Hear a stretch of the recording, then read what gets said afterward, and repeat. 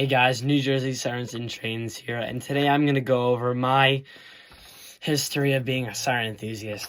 So, I actually wrote the script here, so I'm going to be reading off of it, so if I missay something and I have to read what I said, just bear with me here.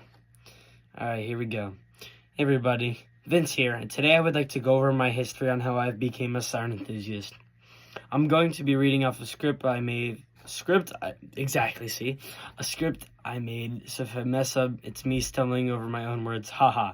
Anyways, it all started in this little town called Netcong in New Jersey with their STL-10 at Company 1. They also had an STH-10 at Company 2, but the STL always tested at noon. The first time I heard it was in September of 2015 or 2016 when I moved there. My curiosity was piqued, and I started watching tornado siren videos. I'll leave a link to a playlist of some nostalgic videos in the description.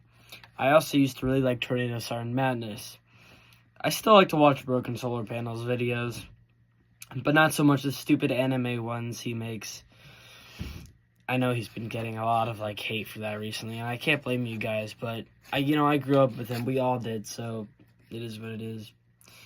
Anyways, on Christmas of 2021, I got my first siren. It was a basic hand crank siren, but what was cool is that it can be mounted. Here's a video. 3, 2, 1.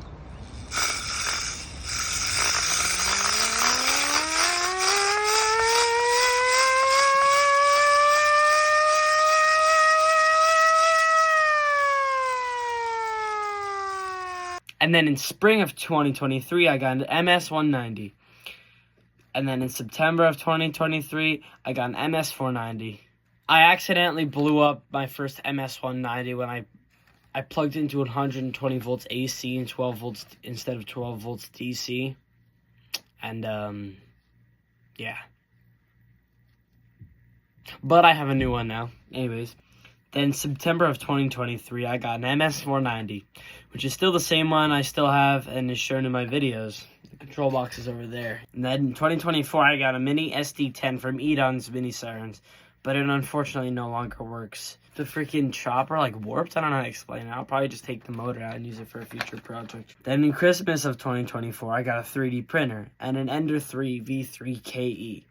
The first siren I printed was just a basic 8-board chopper and stator assembly, which I have right in that drawer, one of these drawers. Never really got it working, though. And then, because I didn't get a motor for it. And then around the end of 2025 into 2026, I started printing.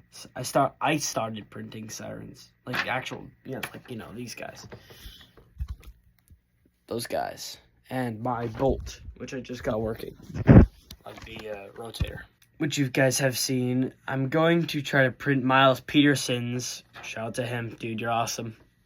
I'm going to try to print his SD-10 if my printer wants to. Then I'm gonna print Harold Hi-Hat's 1000 and 1003 when he eventually releases it.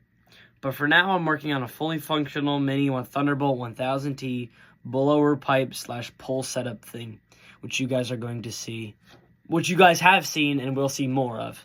I'm trying to beat a friend of mine who started printing a Thunderbolt and a Model 2 just a single day after getting his printer. Anthony, you will never beat me in this Thunderbolt race. Anyways, if little me, who is building tornado sirens out of Legos and drawing crappy siren drawings and riding his bike around town looking at sirens, saw me now meeting people and making friends that have the same interests as me, joining groups, hanging out, and making mini setups and mini siren cons, and even going to SirenCon in May. That will happen. And even building my own sirens, my head would have exploded. Well, I'm going to be uploading some videos I have saved on my computer from my old phone. So enjoy these when I release them.